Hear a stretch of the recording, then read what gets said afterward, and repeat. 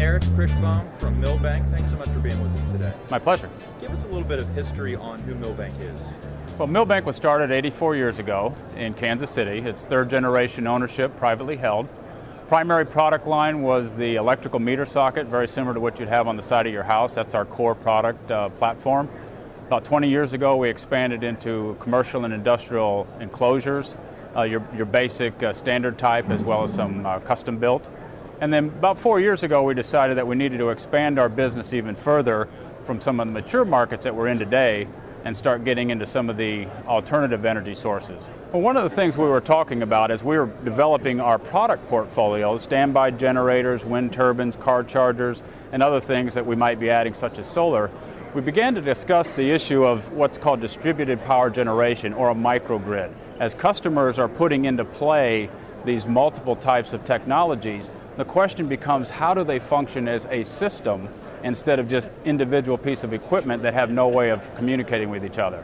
So one of the concepts that we're working on is this integrated automatic transfer switch is what we call it today, but it combines the ability to provide intelligence in a module here that communicates with various forms of power. It could be your grid going into your house load. You could have a standby generator, a solar panel, maybe an electrical vehicle charger, as well as a wind turbine in this example. And what this system allows you to do is establish parameters of how you want your microgrid to function. So if you want to say, for instance, have the lowest cost power possible, you can establish parameters that the intelligence will now say, well, when am I utilizing which piece of equipment? If I want to have the greenest power possible, I can establish a different set of parameters to utilize my alternative sources mostly.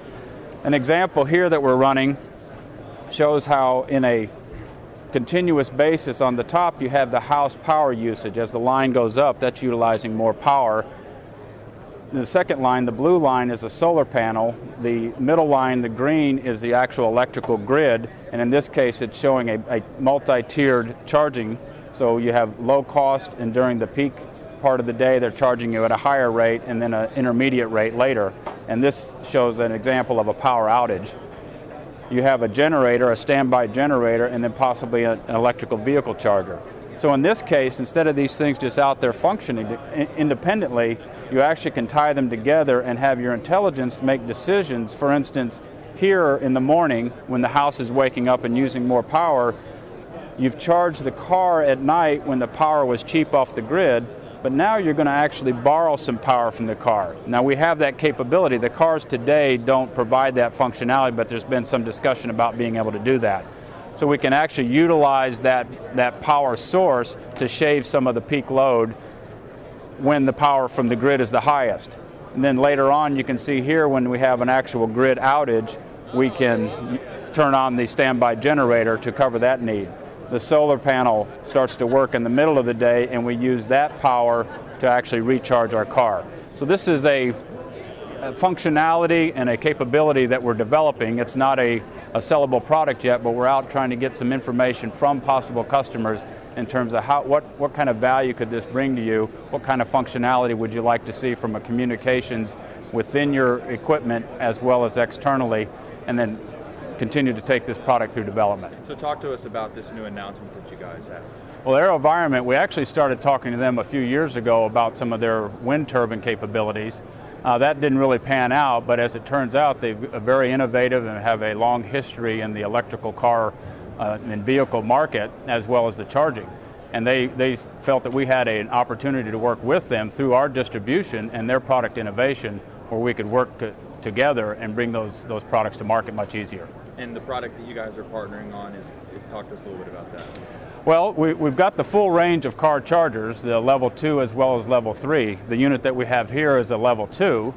This would be similar to what you might have in your house if you do buy an electric vehicle and have it in your garage. This particular configuration would be more of a commercial installation and an outside, maybe in front of a store. We also have different configurations that can service different types of applications. Your level 2 would be a charge, for a basic homeowner, slower charge, maybe 4 hours to completely recharge a battery.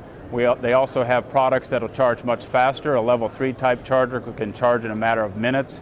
There's commercial applications where if you don't want to provide the power for free but have a charging capability with a credit card, you can also have products that have that application. And how are you guys planning to roll the new partnership out? Are you piloting products or the product with existing clients? Are you going after new clients? A little bit of both? We're actually going to be tapping into our distribution network, our electrical wholesale distribution network, as well as retail. Now, we already have the product and we have those channels to market. We've gotten some very good feedback from our distribution partners, and we're going to start working with them, training our folks initially, and then going out and beginning to work and train with these distributors so that they can sell to their contractors and their customers. Talk to us a little bit about alternative energy and what parts of the country are more adept to trying to adapt alternative energy technologies into their fleets or businesses or even their homes. Well, you have different technologies in alternative energy, of course. So in some cases it may make sense to go with the wind technology, others may be solar. The electric car is generally focused in those areas where the cost for gasoline is quite high, and as well as the cost of electricity. So you can combine those two needs and look at solutions where you're maybe using solar to provide some power as well as the electric car charging. And is the charger going to work for any type of electric car, or will it only work for some cars? No, actually the auto industry, electric car industry, has established some standards, so the devices will plug into any of the cars that are going to be coming out and using electrical chargers. So there is that standardization where one particular protocol won't take preference over another. And have any of the name brands tested it, or? Yes, actually AeroVironment had established a relationship with the Nissan Leaf, and so through that connection they've already started putting in installations under the AeroVironment name with that attachment to Nissan. But the Chevy Volt will also have the capability of using this technology. Eric, I'm interested why you personally find the industry fascinating.